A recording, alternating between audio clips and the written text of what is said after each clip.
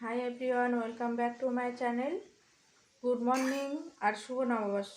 সকলকে জানাই শুভ নববর্ষের শুভেচ্ছা। তো আপনারা সবাই কেমন আছেন?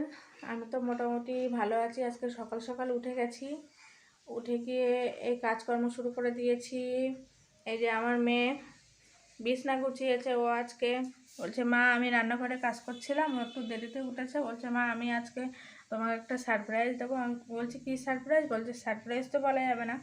তাই ও চুপি চুপি এই উঠে পেরেছে, মোটামুটি হয়েছে। যেখানে বালিশ রাখি সেখানে বালিশ রেখেছে, তারপরে হচ্ছে পুতুলগুলো সাজিয়েছে, তারপরে ঝাড়ু দিয়ে খাটটা ঝেড়েছে, যেটুকু পেরেছে ওর সামর্থ্য অনুযায়ী ও করেছে। খুব সুন্দরই হয়েছে।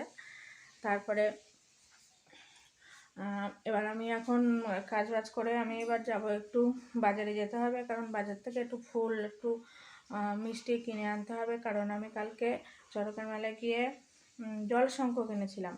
তা চড়কের মেলায় গিয়ে না, মানে বাজার থেকেই কিনেছিলাম, দোকান থেকেই। তা কালকে জলশঙ্খ কিনেছি। আজকে পয়লা বৈশাখে জলশঙ্খটা প্রতিষ্ঠা করব বলে। তা এই কাজ বাজগুলো সেরে নেওয়া যাক একের পর এক। এবার আমি বাজারে যাব। রান্না বান্না প্রায় কমপ্লিট। মেয়েকে একটু পড়াবো, পড়িয়ে ওখানে বসে বসে ছাতু খাচ্ছে। সবাইকে গুড মর্নিং আর শুভ নববর্ষ বলে দাও। শোনো, সবাইকে গুড মর্নিং বলে দাও। বলো গুড মর্নিং এভরিওয়ান। বলো বলো, বলবে না?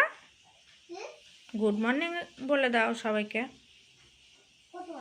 তারপরে বাজারে চলে গেছিলাম। বাজার থেকে বাড়ি এসে রান্নাবান্না করে কাজ, তার আগে মেয়েকে খাইয়ে নিয়েছি।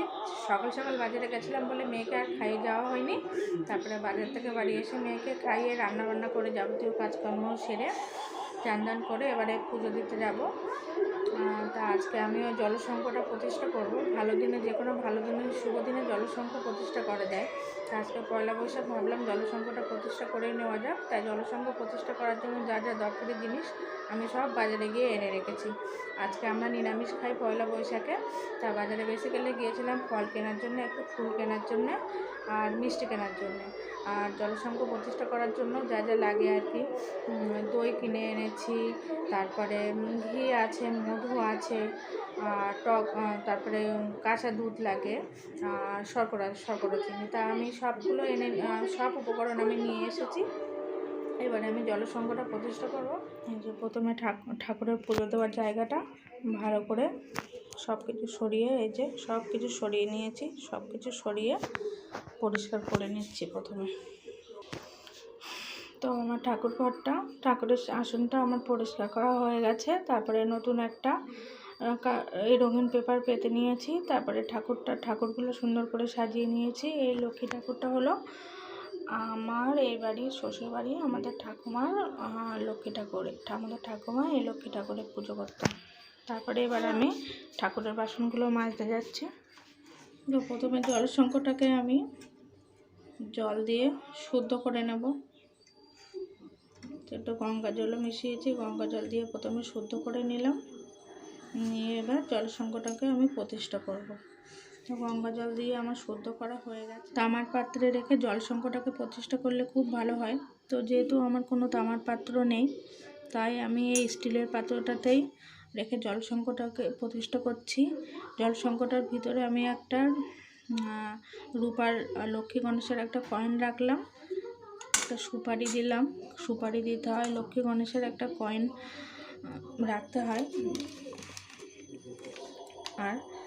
আর এই দিলাম আমি আতপ চাল। এখানে একটা পদ্মফুল দেওয়াই ভালো, কিন্তু যেহেতু পদ্মফুল আমার কাছে নেই, তাই আমি একটা গাঁদা ফুল দিয়েছি। দিয়ে আমি এই জলশঙ্খটাকে এবার প্রতিষ্ঠা করব। আর এই পাত্রে আমি নিয়েছি দুধ, নিয়েছি মধু, ঘি, শর্করা চিনি আর দই। এটা হলো পঞ্চামৃত। তো এই পঞ্চামৃতটা দিয়ে আমি এবার জলশঙ্খটাকে প্রতিষ্ঠা করব।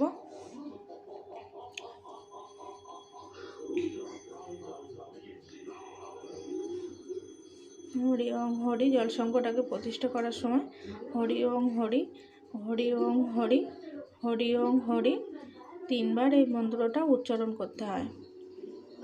তো আমি জলসংকটটাকে প্রতিষ্ঠা করে নিলাম। এবার আমি আরতি করব। প্রদীপ জ্বালিয়ে, ধূপ জ্বালিয়ে আর কর্পূর জ্বালিয়ে আরতি করব। আমি লাল একটা আসন নিয়েছি।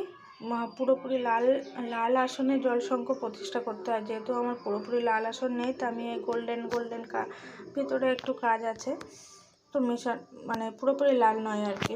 তো যাই হোক, আমি প্রদীপ জ্বালিয়ে নিয়েছি, ধূপকাঠি জ্বালিয়ে নিয়েছি, তারপরে এই যে কর্পূরদানিতে কর্পূর জ্বালিয়ে নিয়েছি।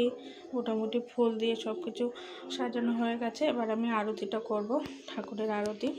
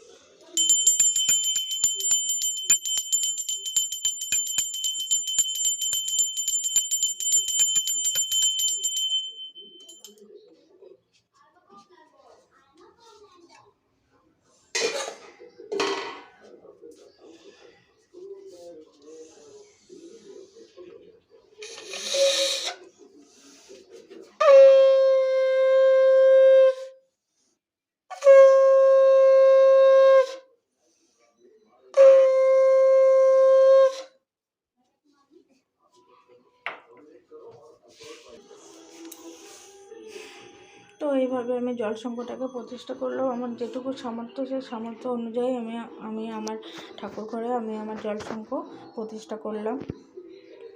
এই জলসংকটটাকে আমি প্রতিদিন জল দিয়ে, তারপরে জলসংখ কখনো জল ছাড়া রাখতে নেই, প্রত্যেক দিন জল পাল্টাতে হয়।